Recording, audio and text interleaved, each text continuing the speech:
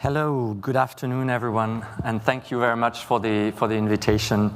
I'm very glad to be here as an EU official and to be engaging with you and giving you an overview of what EU merger control is about and answer any questions that Thomas or yourselves may have later.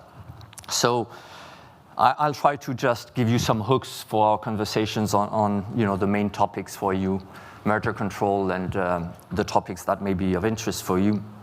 But let me first say that I'm really delighted to be here in the US today and in the Bay Area in particular, which is the place nowadays, which has transformed the world we live in through all the innovations that we see today. And there are many innovative connections, in fact, between here and Europe, such as with my country, France. It seems quaint now, especially because I see that there are many young people here. But some years ago, back in the 80s, in France, we were surfing as well online, but with a different type of tool. It was called the Minitel. I'm not sure you've heard about it. It was a kind of mini computer that allowed us to access and check the weather, to carry out bank transactions, to buy theater tickets, and more. And it was purely based on telephony and telephony technology. And it had its moment, and some of the current French fortunes were actually made at that time. But this innovation was short-lived and was overtaken, we all know it, by the other innovation wave that California caught and surfed, the World Wide Web, that took over, and the rest is history. And yet the links remain with many French and other Europeans leading in their respective technologies or growing their businesses here in Silicon Valley. There are many of them, actually. And it reminds us, I think, especially in those times, that international competition and a true melting pot can spur innovation. And the role of competition enforcement in protecting and fostering innovation is, of course, a hot topic today, as I will delve into further later. In the antitrust field, there are also very strong transatlantic links that go back a long way, and you may not know that, but in fact, we have antitrust laws in the EU, at least in part thanks to the US. When the original EU treaty was drafted in the 1950s, the Coal and Steel Treaty, that was a precursor for the full European single market, the American ambassadors to Germany and France at the time made clear that the support to the treaty was dependent on the introduction of antitrust rules. And there was a US expert, a Harvard professor, well-known, Robert Bowie, who assisted in the drafting of these provisions. And indeed, our founding fathers, Jean Monnet and the likes, the Europeans that saw that building Europe was a necessity, they also saw that the accrual of market power to one or a few firms and a lack of free and open competition could jeopardize the European project as a whole. They knew that to be successful in their goals of post-war peace and prosperity, you needed to have rules to ensure that this new market was integrated, open, and not too concentrated. Competition was a tool to facilitate and indeed spur EU market integration by avoiding that each member state in Europe would protect its own national companies from competition coming from across the border. That was one of the goals of EU competition laws. And that's why in the EU treaties, we've included antitrust laws from the outset, as informed by the US experience. Hence also why the European Commission, independently from its member states, is the antitrust enforcer for the whole of the EU, including for merger control. Since then, there's been a strong relationship between EU and US antitrust enforcers that has allowed us to continuously learn from each other, from taking a more economics-based approach back in the early 2000s, to more recently tackling competition enforcement in digital and dynamic markets. And this continued dialogue is very important in these challenging times with global trends that affect us all. how to make sure that competition tools are fit for purpose in light of the various technological revolutions, be it digital tech, be it clean tech, be it biotech. Can competition enforcement protect green innovation and hence encourage decarbonization? When is there a need for consolidation to compete innovatively in certain industries? And conversely, how do you protect disruptive innovators?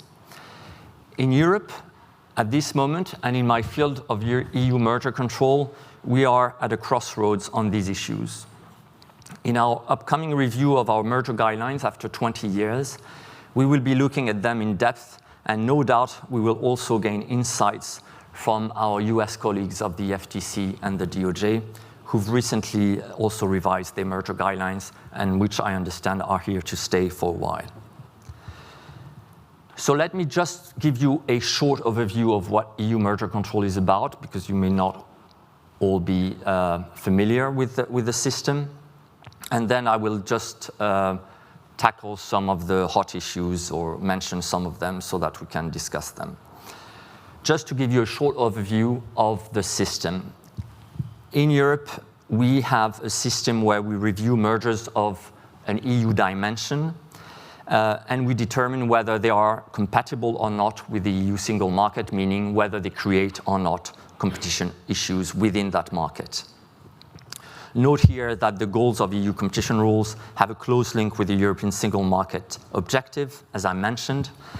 This goal remains because one of the most significant challenges of the EU at this moment in many critical sectors, in energy, in telecoms, is that markets are still fragmented along national borders. This prevents companies from scaling up efficiently across borders and startups to get financing across the EU because of the fragmentation of our capital markets. This is a paradox, but this is a high priority. And this focus on ensuring open markets within the single market is a very specific attribute of the EU competition enforcement, different to the US antitrust, where a single market can already be taken as a given generally.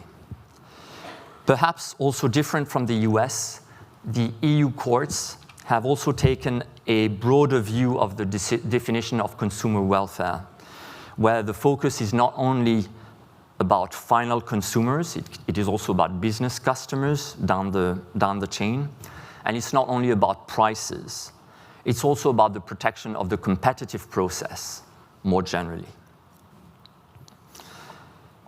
Now, we have a notification system based on turnover thresholds, and our review process is an administrative one where the decisions are taken by the EU Commission with a specific process to make sure that the rights of defense are obviously respected. And then these decisions are subject to judicial review, be they negative or positive or conditional. Anyone can challenge them if they have an interest. Because indeed we have to publish decisions and explain our analysis, our assessment, whether the decision is positive or negative, which is I think it is one of the main differences with the US system, where the authorities act before the courts and when they want to block, but don't issue decisions to justify why they're not challenging. So this is a different tradition, different system based on continental law, and that we can discuss, of course. But one of the objectives of EU merger control at the time, back in the late 80s when it was created, was also to facilitate unproblematic M&A transactions through a one-stop shop. And why is that? Is because it avoids companies to file within different member states to have the transactions to have the transaction reviewed at EU level. We have about 400 merger decisions every year. About 90% of these cases are fast-tracked because they don't raise any type of issue under a very simplified process that allows us to clear generally in less than 20 working days. So the scope for this fast-track process has recently been widened to facilitate unproblematic transactions, which is a win-win for businesses and for the Commission because it allows us to focus on deals that are really potentially problematic for competition. So in the remaining 10% of cases that are subject to a normal investigation, meaning that we go to the market, we write a lengthy decision, etc., some are cleared in so-called phase 1, which is a formal investigation which may last between 5 to 7 weeks, and others that are subject to an in-depth so-called phase 2 investigation, which is a bit similar to your second request process, which normally lasts for an additional 6 months. So for all these cases, we produced a reasoned final decision irrespective of the outcome and a decision that is later published. Now, as to remedies, they can be offered at any stage of the process to solve concerns. The Commission intervenes, meaning via conditional clearance, prohibition, or abandonments at a late stage in 5% of cases on average. Over the last 10 years, that is the normal rate of intervention. That is not really the proxy we look at, but just for your information in terms of the rate of interventions. And when it comes to acceptable remedies, we have a clear preference for divestitures, even for non-horizontal issues. But exceptionally, we accept non-structural access commitments, but only in cases where these commitments are targeted, effective, and that they are in line with the market realities and they receive good feedback from the market. But I'm sure we'll discuss that. And finally, we have a referral system with member states where we tend to allocate cases according to the principle of the best placed authority. So if we see that a case has a very national focus, we may send it back to a member state. And vice versa, member states can ask us to review a transaction that is normally of a national dimension. Now, once you've seen this general picture of how the system works, let me talk about a few substantive issues that we're looking at in EU merger control. So here I'm very conscious of the fact that big tech merger cases are those that make the headlines. The reality, however, is a bit different. It is the minority of our interventions because our enforcement is obviously concerned with all industries, all players active in the EU, be they in the EU or outside the EU. Take our interventions last year, where out of 10 interventions, only 1 concerned the tech sector, or the year before where the ratio was 4 out of 11. So obviously our primary concern, like many antitrust authorities, is first to prevent problematic consolidation between direct competitors in markets that are already concentrated. Most of our interventions continue to be due to horizontal issues in a broad set of established industries, from chemicals to railways to publishing, etc. Last year, for example, the most important interventions were in airlines. We have also an issue about consolidation in airlines, in telecoms, in agricultural products, and so on. But when it comes to the assessment, it's good to remind everyone that merger control in Europe is not about scale as such. It's not about big is bad. It's all about market power, like I believe in the US.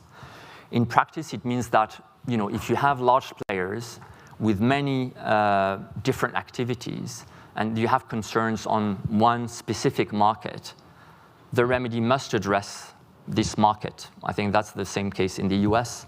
It's not about going after the size of the company as such. It's about preventing market power or an increase of market power in the markets where it happens, and to solve the concerns only in these markets. On the other hand, we can't compromise. Competition must be protected because we know well too much that when market power rests with too few players, we all lose out in the long run, consumers, but also the business ecosystem, the business customers, and ultimately the economy. Now, turning to non-horizontal mergers, it's more exceptional that we intervene, but I must say that more and more we've seen issues emerging in vertical or so-called conglomerate mergers, issues that were as important potentially as in a classic horizontal concentration. Why? Because we've seen that non-horizontal merger can, in some instances, enable the leveraging of market power from one market to another, or allow the entrenchment of market power in one core market. And obviously, tech and digital transactions have a particular propensity towards non-horizontal issues, because even if they don't necessarily involve direct competitors, they often involve companies that are present in markets that are technically interconnected. It doesn't mean that it's an issue in itself, but it means that it has to be closely reviewed, because sometimes there is an issue to deal with, and that's been the experience in recent years. So we pay close attention to these markets, and we will intervene when necessary to protect competition in the EU. We had cases based on concerns of access degradation, of refusal of access. That was the theory of harm in Microsoft Activision in one segment of the gaming market. We can discuss that. We had issues about interoperability, for example, in some tech markets. We had issues about potential competition. Adobe Figma is obviously a case you may have in mind. We had also issues about the strengthening of an ecosystem and of a dominant position in a case which is now in court, which is called Booking eTraveli, and which is very important for the future of merger control in tech markets in Europe.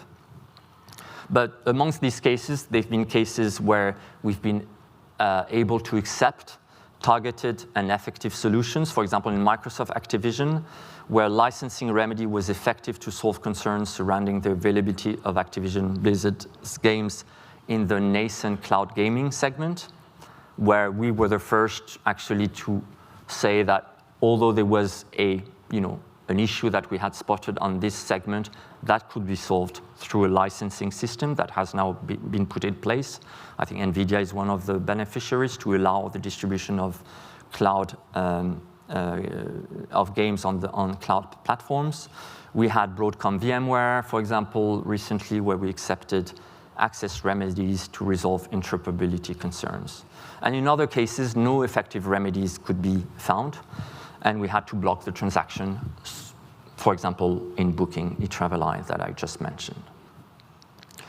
So innovation is obviously a hot topic these days, and the role of merger control and the role of merger in encouraging or protecting innovation competition is very prominent at this moment in Europe. Fortunately, I must say that non-price competition, including innovation, has always been an integral part of our assessment in EU merger control. Quality, choice are non-price parameters of competition that have already been mentioned as key parameters of competition in our current merger guidelines 20 years ago. They've been underlined by the EU Court of Justice in several cases. So the principle of not only looking at price competition is well established. The challenge is obviously how to address it. And we see that there are different constellations that are possible in dynamic markets.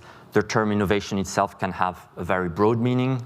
And our case practice has shown that there could be different aspects of innovation that matter in merger control. There can be dynamic effects in very established industries. We had cases, in the aluminium industry, for example, where innovation was critical.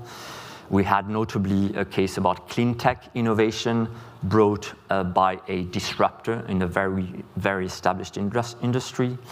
We have the classic issue of the preservation of pipeline products in pharma.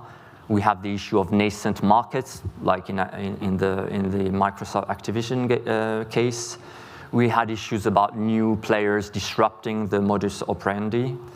We have the question of digital ecosystems. When is it an issue? When is it not an issue? And most recently, obviously, the question of AI in merger control has emerged as a potential question, not as a problem as such, but as a question. We had the case of NVIDIA Run AI being looked at recently that we cleared unconditionally, but obviously where the question was raised about whether it would harm competition in those markets. So protecting innovation will be even more of a major focus as we go forward. We had a report in the EU, you may have heard of it or not, the famous Draghi report by the name of the former European Central Bank, head of the European Central Bank, that produced a report about the issue of competitiveness of the EU more generally. And one issue that emerged about competition enforcement is the need, he says, to be more forward-looking and agile, and the need to look at future innovation potential despite its uncertainty. That's obviously a big challenge, but it's been there for a while. And on that basis, we have decided to review both sets of merger guidelines, not only the horizontal merger guidelines, which was the main ask of Mr. Draghi, but our commissioner, Mrs. Ribera, has also decided to review non-horizontal merger guidelines. Why? Because we see that issues like innovation, for example, are issues that are cross-cutting, where we need to give predictability to companies and practitioners about how we deal with those issues, whether it's in a horizontal context or a non-horizontal merger context. So we will be working on that in the months to come. Essentially, we will launch a public consultation soon involving all stakeholders, businesses, practitioners, national authorities, national regulators, and so on. We will engage for a long time, hopefully, to hear what the concerns are, what the expectations are, to redraft our guidelines. We'll produce a draft following that public consultation in early 2026 with the aim of finalizing them in the next year. We've also commissioned a very significant economic study, which will provide valuable information on the case about innovation and investment, the role of scale, and the role, obviously, of mergers in that context in order to guide our assessments.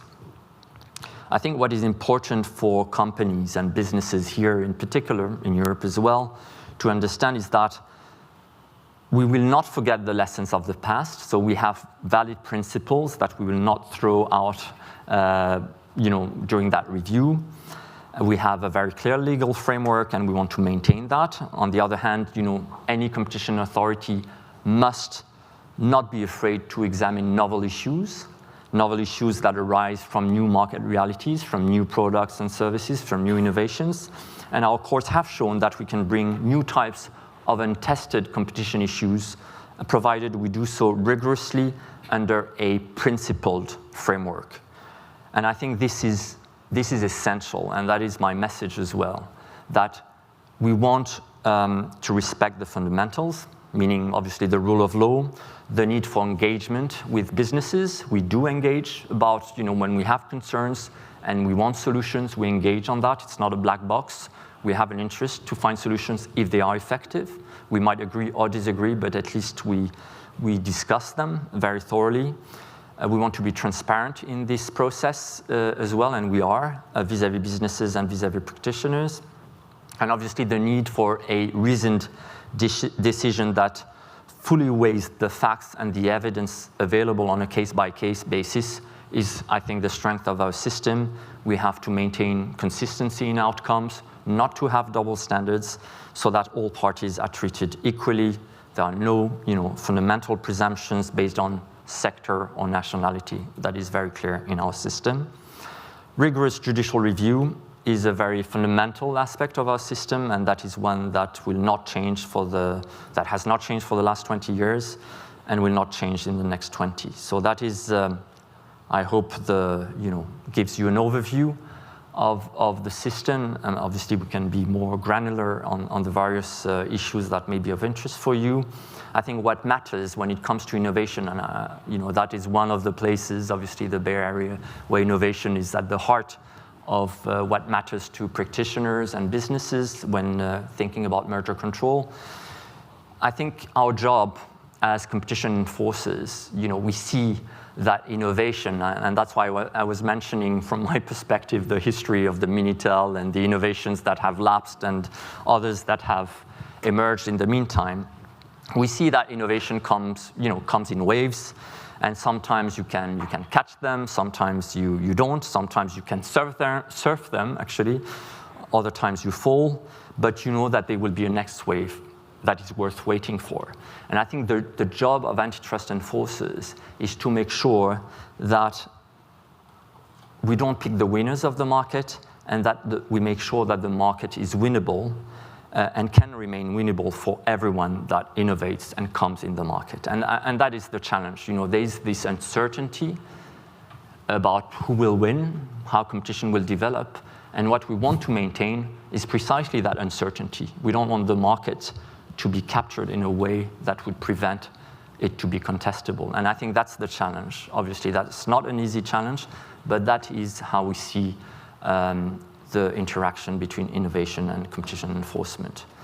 Now, again, I think what matters is to have and that will be the aim of the review of our guidelines, is to give a sufficiently predictable framework, a principled framework, while keeping the flexibility to adapt to the new market realities, to the new challenges that emerge, on a case-by-case basis, so that we keep competition as the core of our concerns.